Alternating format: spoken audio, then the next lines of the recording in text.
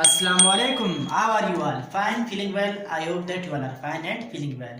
Today I am going to teach you the all important types of verb. As you all know that verb is known as the soul of every language. So let's start today's lecture.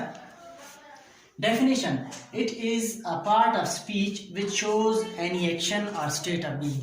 यानी verb एक ऐसा part of speech है, एक ऐसा लफ्ज है जो किसी भी हरकत को जो है ना शो करता है, जाहिर करता है। वो एक्शन चाहे मेंटल एक्शन हो या फिजिकल एक्शन हो। फिजिकल एक्शन से मुराद ये है जिस तरह प्ले जब आप खेलते हो तो वहां पर आपकी बॉडी इन्वॉल्व है, टोटली आप भागते हो, दौड़ते हो।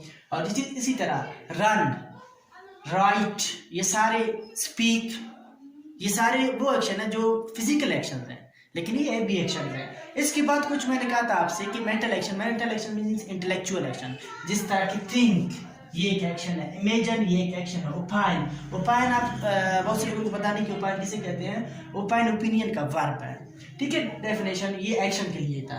स्टेट ऑफ बीइंग से मुराद ये है, अब एक मैं एग्जांपल लिखूंगा जिससे आपको ये समझ आ जाएगी। ये देखिए number 2 example state of being के लिए। एक मैं सेंटेंस लिखने लगा हूँ। सेंटेंस कुछ इस तरह से है कि this is a book.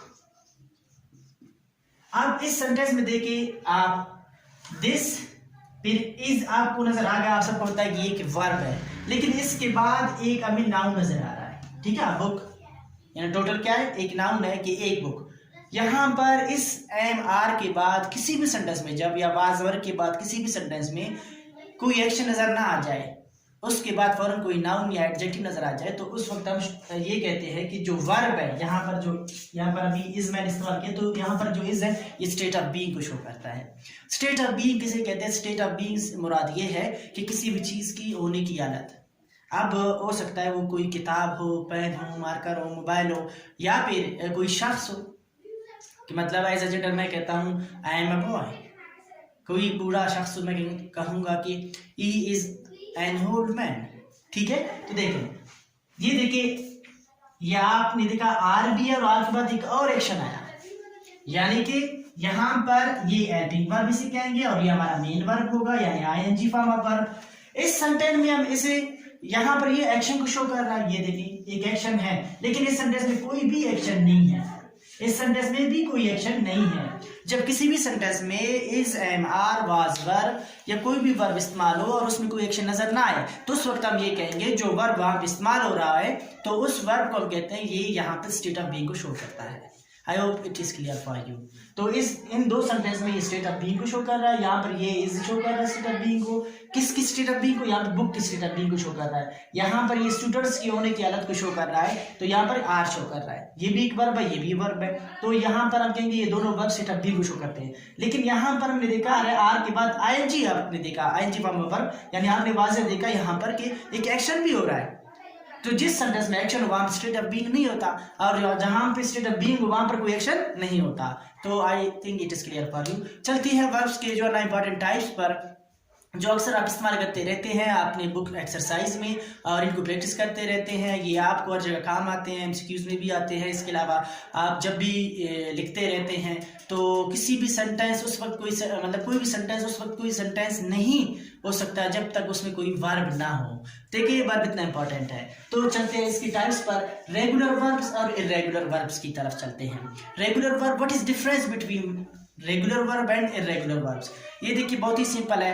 Regular verbs, अब मैं आपको बताने जा रहा हूं कि those verbs which have ed in their second and third form are known as regular verbs, whereas irregular verbs are those verbs which do not have ed in their second form and third form. किस तरह? अब example से मैं आपको बता देता हूँ।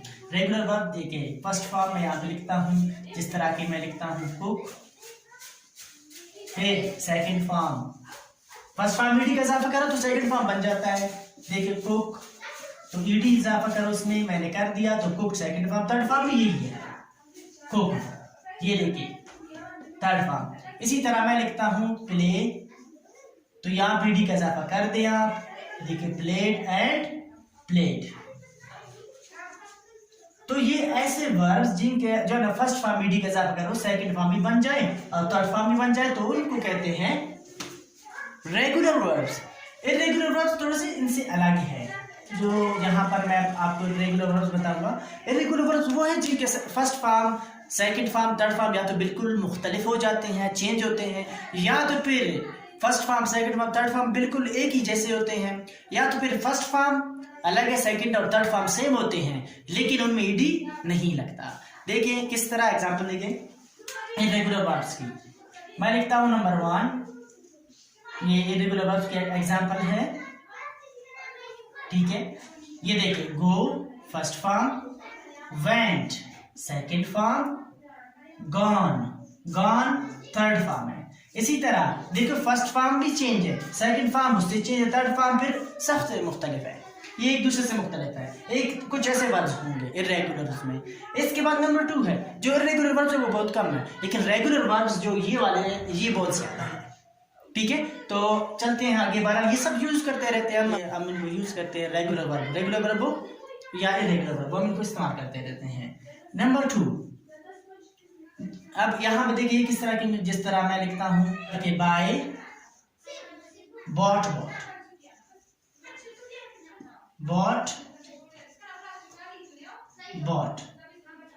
इसी तरह think, thought, catch, caught. Number 3, अब यहां पे देखा सब एक जैसे होंगे, रीड फर्स्ट फॉर्म भी यही है, सेकंड फॉर्म भी यही है और थर्ड फॉर्म भी यही है। यहां पे देखिए इट फर्स्ट फॉर्म भी यही है, सेकंड फॉर्म भी और थर्ड फॉर्म भी। तो ये देखिए रेगुलर वर्ब्स और इर्रेगुलर वर्ब में क्या फर्क है। रेगुलर वर्ब्स वो होते हैं जिनके फर्स्ट फॉर्म में ईडी का इजाफा कर दे, सेकंड फॉर्म और थर्ड फॉर्म बन जाते हैं, और उसके बाद जिस तरह हमने कहा cook, cooked, play, played, allow, allowed. और जो इर्रेगुलर वर्ब्स है वहां पर क्या है, first form, second form, third form या तो बिल्कुल चेंज हो जाते हैं, जिस तरह आपने go, went, gone, write, wrote, written, drink, drank, drunk. फिर मैं रिपीट करता हूं रेगुलर वर्ब्स, यहाँ पर मैंने कहा था या तो बिल्कुल मुख्तलिफ हो जाता है, जिस तरह फर्स्ट फॉर्म मुख्तलिफ है उससे, सेकंड फॉर्म फिर मुख्तलिफ है, थर्ड फॉर्म मुख्तलिफ। ये देखिए go, went, gone, write, wrote, written, drink, drank, drunk. फिर उसके बाद है बाय, बॉट। अब यहाँ पर फर्स्ट फॉर्म, सेकंड फॉर्म और थर्ड फॉर्म तो मैच कर रहे हैं लेकिन उनमें ईडी नहीं है। ये देखिए buy, bought, think, thought, fight, fought. ये देखिए फिर नंबर 3 मैंने बताया था कि जिनमें सब एक जैसे होते हैं, रीड, लेकिन हम कभी कभी इनको रेड पढ़ते हैं, बहरहाल स्पेलिंग यही है। स्पोकन में तो पता लग जाता है पता लगाने के लिए, लेकिन इसके अलावा आप इसे रीड भी कहेंगे तो नो मैटर।